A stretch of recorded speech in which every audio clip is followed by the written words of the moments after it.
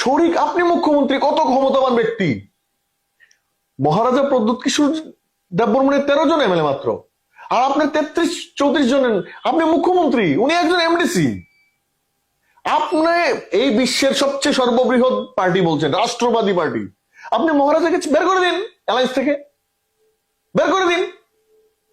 হিম্মত আছে বের করার, ক্ষমতা আছে? আপনাকে দিল্লি নেতৃত্ব জিজ্ঞেস করে?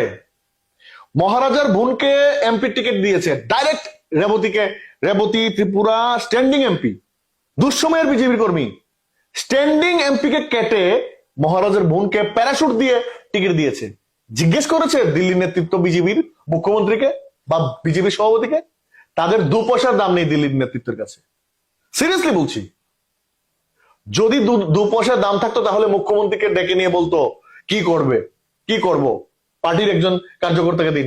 মহারাজা আমি 2000 এই ইলেকশনের সময়, যে 24 ইলেকশনের সময় আমি সোশ্যাল বাংলা নিউজ চ্যানেলে বলেছি যে এই অ্যালায়েন্সে মহারাজা প্রদ্যোৎ মানিক্য বিজেপির সঙ্গে যায়নি, বিজেপি মহারাজার সঙ্গে এসছে অস্তিত্ব বাঁচানোর জন্য। কেন? মহারাজা কি বিজেপিকে কিছু দিয়েছিল? দেয়নি। কিন্তু বিজেপি মহারাজাকে দিয়েছে, ওনার বোনকে ডাইরেক্ট, স্ট্যান্ডিং এমপি কে কেটে ওনার বোনকে ডাইরেক্ট টিকিট এবং এমপি বানিয়েছে। একবার বলুন তো, এখন মহারাজার সঙ্গে যে চ্যালেঞ্জ করছেন মুখ্যমন্ত্রী, কাল মহারাজা চুপ আছেন বলে কতদিন থাকবেন? এখন তো শুধু মহারাজার যারা সাপোর্টাররা কথা বলছে।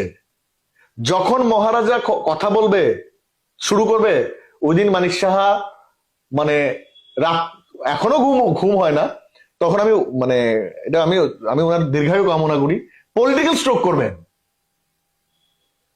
প্রথম কথা হলো, এই যে আপনি এত ক্ষমতাবান লোক, মুখ্যমন্ত্রী, কেন আপনি আপনার শরিক দলের পার্টনারকে এই ধরনের আক্রমণ করেন? ছি, লজ্জা থাকা উচিত। উনি হয়তোবা ডক্টর হতে পারেন, কিন্তু উনি পলিটিক্যাল আনএডুকেটেড। যদি পলিটিক্যালি এডুকেটেড হতেন তাহলে ওনার বউকে, মানে আমি জাস্ট বউ বলছি, একটা কথা বলতে গিয়ে, পার্টনার, ওনার শরিক দলের পার্টনার, তো আমি লাইফ পার্টনার, জীবনের তো লাইফ পার্টনার বউকে বলা হয়।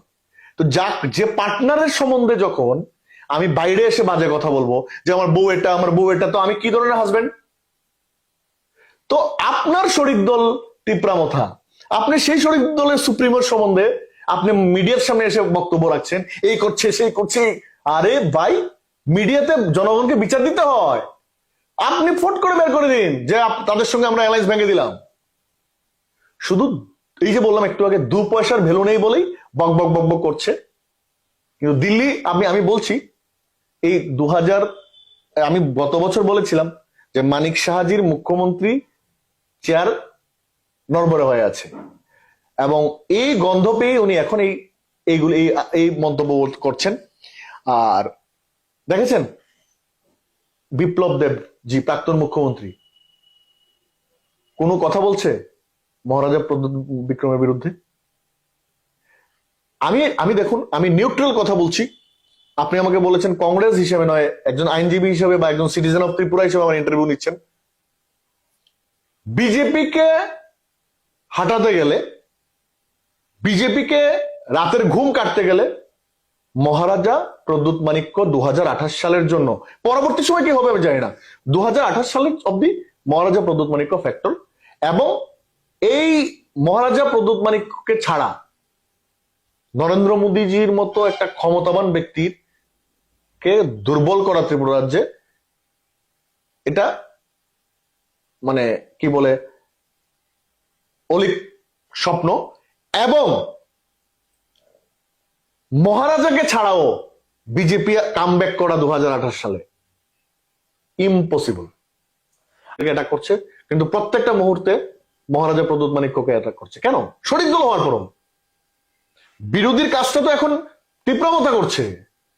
বিরোধী দলতার কাজ তীব্রমতা ডেভিড মুরা সিং বরং করছে বিরোধী দলতার থেকে বেশি কাজ।